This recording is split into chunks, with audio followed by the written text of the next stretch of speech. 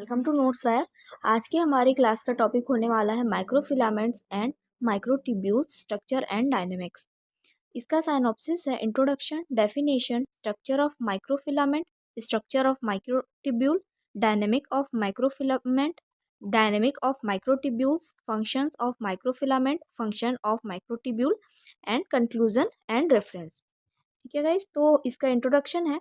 Microfilament और microtubules cell के अंदर मौजूद छोटे छोटे ढांचे होते हैं जो सेल की शेप बनाए रखते हैं और उसे मजबूती देते हैं। ये दोनों साइटोस्केलेटन का हिस्सा होते हैं और सेल के मूवमेंट, ट्रांसपोर्ट और डिवीजन में अहम भूमिका निभाते हैं।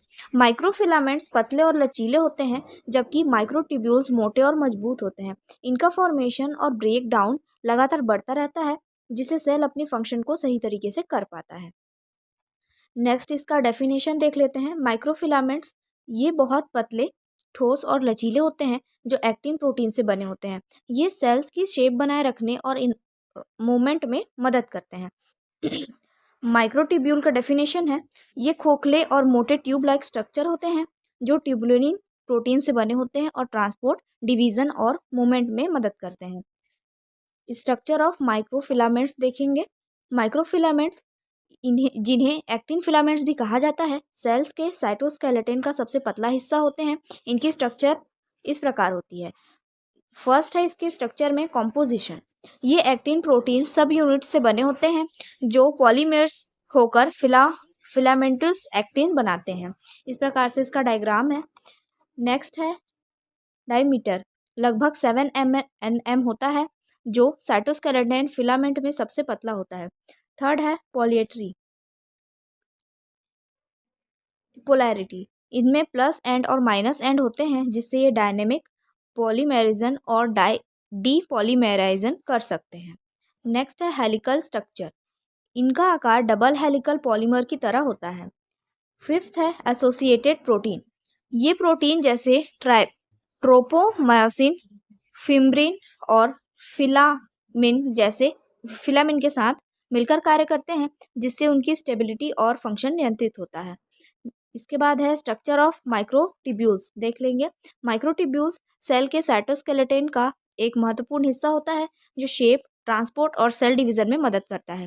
इनकी स्ट्रक्चर इस प्रकार की होती है। फर्स्ट है इसमें कॉम्पोजिशन, ये ट्यूबुलिन प्रोटीन सब यूनिट से बने होते हैं जो पॉलीमेराइज से होकर लंबी हॉलो ट्यूब्स बनाते हैं। इस प्रकार से इसका स्ट्रक्चर ऑफ माइक्रोट्यूब्यूल्स है। सेकेंड है डायमीटर, लगभग 25 nm जो साइटोस्केलेटन का सबसे मोटे फिलामेंट होते हैं।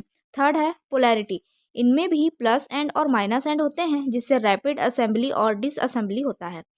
सिक्स है हॉलो स्ट्रक्चर, ये 13 प्रोटोफिलामेंट से मिलकर एक हॉलो सिलेंड्रिकल ट्यूब बनाते हैं। नेक्स्ट है एसोसिएटेड प्रोटीन्स, इनका स्टेबलाइजेशन और फंक्शन MAPS यानी कि माइक्रोट्यूब्यूल एसोसिएटेड प्रोटीन, काइंसिन और डायनिन द्वारा नियंत्रित किया जाता है। नेक्स्ट है डायनेमिक्स ऑफ माइक्रोफिलामेंट। माइक्रोफिलामेंट की डायनेमिक्स का मतलब है उनकी कंटिन्यूस असेंबली और डिसअसेंबली जिससे वे सेल फंक्शंस को रेगुलेट कर सकें। इसमें फर्स्ट है polymerisation, G actin monomers ATP actin के रूप में F एक्टिन फिलामेंट से जुड़ते हैं खासकर प्लस एंड पर। सेकेंड है डीपॉलीमराइजेशन, जब ATP एक्टिन ADP एक्टिन में बदलता है तो माइनस एंड से एक्टिन मोनोमेर्स हटने लगते हैं। इस प्रकार से इसका स्ट्रक्चर होता है।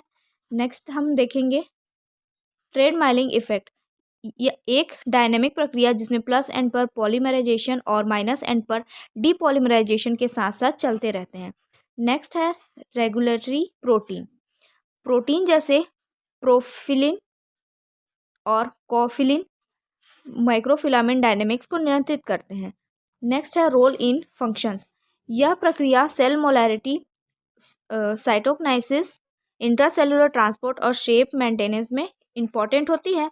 माइक्रोफिलामेंट की यह डायनेमिक नेचुरल सेल को फ्लेक्सिबल और अडेप्टेटिव बनाती है। इसके बाद है डायनेमिक्स ऑफ माइक्रोट्यूब्यूल्स। माइक्रोट्यूब्यूल्स लगातार असेंबली और डिसअसेंबली की प्रक्रिया से गुजरते हैं जिसे डायनेमिक इनस्टेबिलिटी कहा जाता है। इसमें फर्स्ट है पॉलीमराइजेशन, अल्फा ट्यूबुलिन और beta tubulin GTP bound dimers के रूप में प्लस एंड पर जुड़ते हैं, जिससे माइक्रोट्यूब्यूल लंबा होता है। इस प्रकार से इसका स्ट्रक्चर है। सेकंड है इसमें डीपॉलीमराइजेशन।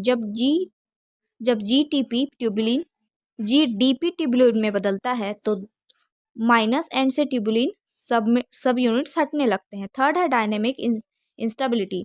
माइक्रोट्यूब्यूल्स में ग्रोथ और श्रिंकेज का साइकिल चलता रहता है।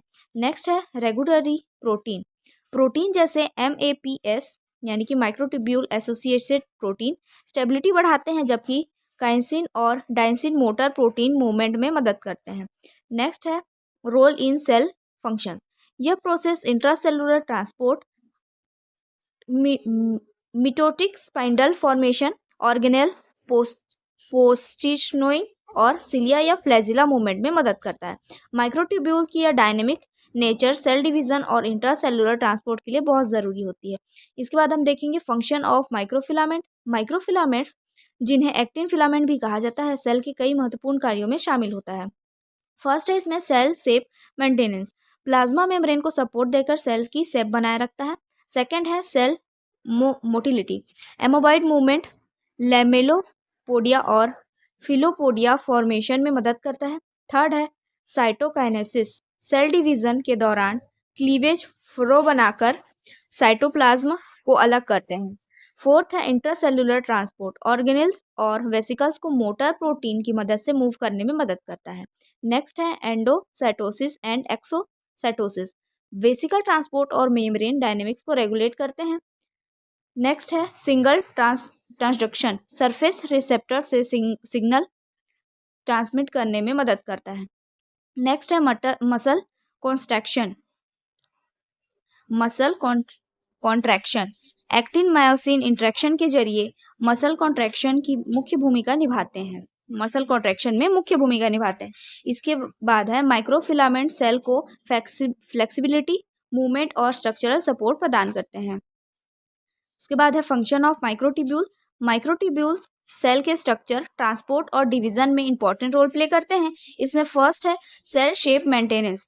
माइक्रोट्यूब्यूल्स साइटोस्केलेटन का रिगिड फ्रेमवर्क बनाकर सेल की शेप बनाए रखते हैं। सेकंड है इंट्रासेलुलर ट्रांसपोर्ट। वेसिकल्स, ऑर्गेनेल्स और क्रोमोसोम्स को काइसिन और डाइनिन मोटर प्रोटीन की मदद से मूव कराते हैं। थर्ड है mitotic and meiotic spindle formation. Mitosis और माइसोस के दौरान स्पाइनल फाइबर्स बनते हैं, जो क्रोमोसोम को सही से सेपरेट करने में मदद करते हैं।